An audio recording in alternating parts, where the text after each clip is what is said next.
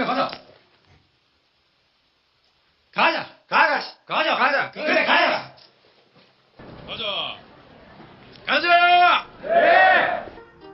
가자.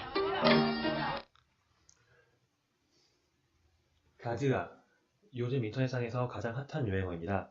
비트코인 등의 가상화폐에 투자한 사람들이 가격이 일정 이상 상승하기를 바라면서 외치는 말이죠.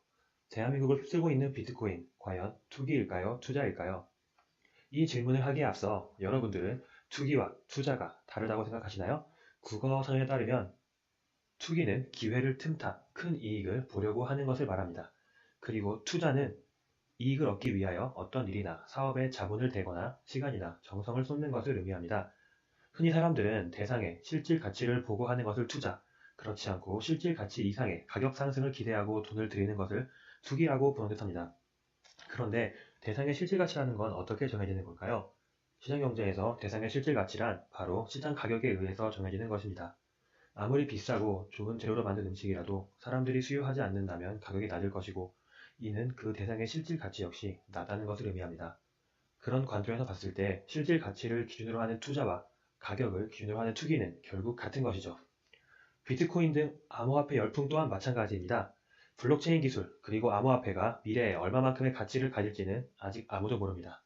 다만 사람들이 가치가 있다고 생각한다면 실제로 사회의 여러 분야에서 사용될 것입니다. 그리고 가격 역시 사람들이 가치가 있다고 생각하는 만큼 정해지는 것이죠. 따라서 비트코인 열풍은 투자이면서 동시에 투기라고 할 수 있습니다. 애초에 그 둘을 구분하는 것이 의미가 없죠. 내로남불이라고 하시나요? 내가 하면 로맨스, 남이 하면 불륜이라는 말인데요. 투기에도 투자와 같은 말이 적용되면 내가 하면 투자이고 남이 하면 투기인 것입니다. 내가 강남 부동산을 사면 투자인데 남이 강남 부동산을 사면 투기인 것이죠. 지금의 비트코인 열풍은 기술이 성숙하는 과정에서 필연적으로 거쳐야 하는 단계입니다. 미국에서 일어난 닷컴 버블이 지금의 IT 강국 미국을 만들었고, 2000년대 초에 우리나라에서 있었던 벤처 거품을 이기고 살아놓은 회사들이 지금의 IT 강국 코리아를 만든 것입니다. 한 분야에 자본이 비정상적으로 몰리면서 그 자본을 이용하여 기술이 개발되고 상용화되는 것이죠. 그리고 어떤 기술이든 간에 살아남는 회사들이 있고 실패하는 회사들이 있습니다. 물론 실패하는 회사들이 대다수일 것이고, 그래서 알맹이는 별로 없는 버블이라고 불리는 것입니다. 하지만 산업과 경제는 버블에서도 살아남는 회사들에 의해 발전합니다. 가트너 하이프 주기표에 따르면 기술은 다음과 같은 과정을 거쳐서 발전하는데요. 부풀려진 기대의 정점에서는 일부 성공과 다수의 실패가 일어납니다. 이것이 지금의 버블이라고 할 수 있습니다. 그 후에 환멸 단계에서는 거품이 꺼지면서 사람들이 이 시장에서 많이 이탈하는 것을 의미합니다. 그 이후에 계몽과 생산성 안정에서는 이 거품을 통해 투자받은 돈으로 기술이 충분한 단계에 이르러서 시장에서 성과를 거두기 시작하는 것입니다. 이를 통해 봤을 때 비트코인 시장은 지금 가트너 하이프 주기에서 부풀려진 기대의 상태에 있다고 할 수 있습니다. 또한 이는 진화론을 통해서도 설명할 수 있는데요. 진화론은 돌연변이 등장, 자연 선택, 그리고 살아남은 개체의 번식을 통해서 진화가 이루어진다고 설명하고 있습니다. 지금 암호화폐 시장에는 비트코인 말고도 비트코인 캐시, 이더리움, 리플 등 수많은 화폐와 기술들이 존재하고 있습니다. 진화론에 비유하자면 수많은 돌연변이들이 나타난 상태입니다. 그리고 그 상태야말로 환경에 제대로 적응하는 종으로 진화하기 위한 필수 조건입니다. 다양한 유전자 풀은 더 오래 살아남는 종으로의 진화를 이끌어내거든요.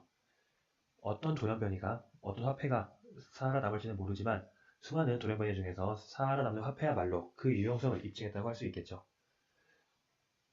제가 비트코인을 하거나 하지 말라고 이야기하는 것은 아닙니다. 투자는 각자 책임을 지고 하는 것이니까요. 단지 비트코인에 돈이 많이 몰리는 현상이 꼭 문제가 있는 것은 아니라는 말씀을 드리는 것입니다. 비트코인 등 암호화폐의 핵심이 되는 블록체인 기술은 정보 독점을 막기 위한 가장 효율적이고 확실한 수단입니다. 블록체인에서는 네트워크에 참여하는 모든 사용자가 모든 거래 내역 등의 데이터를 분산, 저장하게 됩니다. 중앙 관리자 없이도 상호간의 확인을 통해 데이터가 생성, 이용될 수 있는데, 이를 통해 빅브라더나 하나의 큰 감시자의 등장을 막을 수 있다는 점에서 그 의의는 매우 크다고 할 수 있습니다. 인공지능이 거의 모든 노동을 대체하고 나면 인간은 군사적, 경제적 가치를 잃습니다. 그 미래에서 인간이 가질 수 있는 유일한 가치는 정보 소유자 또는 감시자, 기술로서의 기능이라고 할 수 있는데요. 블록체인은 하나의 거대 기업, 거대 조직이 정보를 독점하는 것을 막는 기술입니다.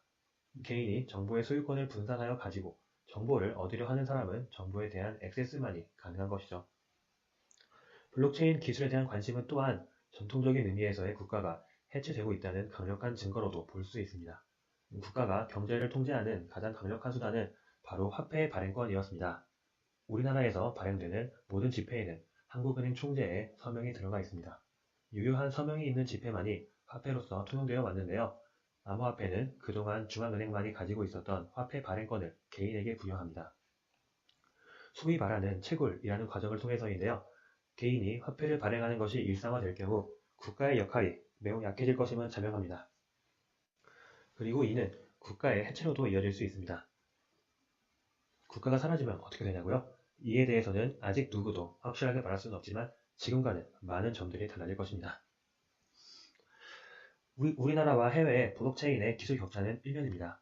우리나라의 블록체인은 비트코인과 금융에만 한정되어 있는데 반해서 해외의 경우 공공 데이터, 의료 데이터, 저작권료 지급 등 무수히 많은 분야에 사용되고 있습니다. 블록체인의 한 분야인 암호화폐에 지금처럼 자본이 몰리는 현상은 1년의 기술 격차를 따라잡고 블록체인이 사회의 다양한 분야에서 사용될 수 있는 계기가 될 수 있다는 점에서 의의가 있습니다.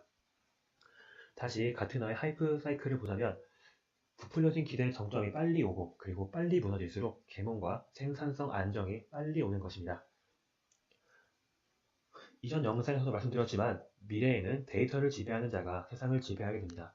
그리고 블록체인 기술은 바로 그 데이터를 지배할 수 있는 기술 중에 하나란 점에서 중요합니다. 그런 의미에서 오늘도 다시 한번 외쳐봅니다.